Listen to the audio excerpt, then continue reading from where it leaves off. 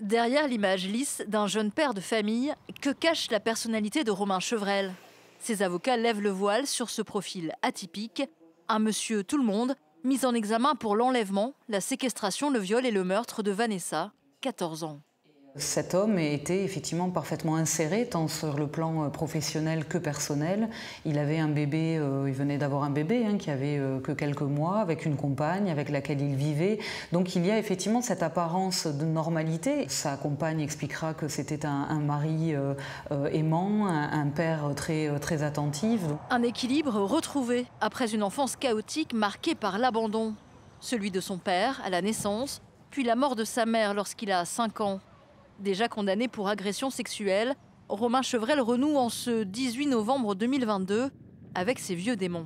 Simplement une pulsion qu'il n'a pas pu réprimer, qui semble l'avoir envahi et dont il va falloir trouver les racines dans sa construction, dans sa vie, dans sa personnalité. Du côté de Tonins, où vit encore la maman de Vanessa, c'est un maigre soulagement. Le rapport d'expertise psychiatrique est tombé. Romain Chevrel sera bien jugé.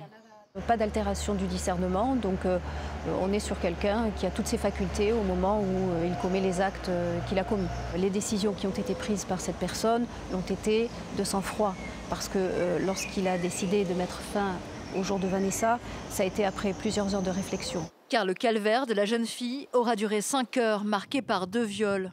Des éléments révélés par le dossier d'instruction auquel la famille a pu avoir accès. 6 mois après le drame, la douleur de la mère de Vanessa est toujours aussi vive. Elle est toujours avec moi dans mon esprit, dans ma tête. Elle fera toujours partie de moi. Mon avenir aujourd'hui, c'est d'aller de l'avant pour les enfants qui me restent. Contre l'homme qui a avoué avoir violé et tué sa fille, elle espère la peine maximale.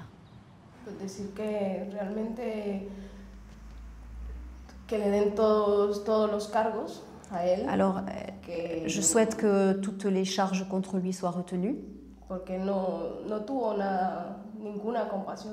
Parce qu'il n'a eu aucune compassion pour ma fille. Et lui, il a encore ses enfants, il a sa fille. Moi, j'ai perdu ma fille complètement. Je ne pourrais plus la voir grandir, je ne pourrais plus la voir, alors que lui voit sa fille.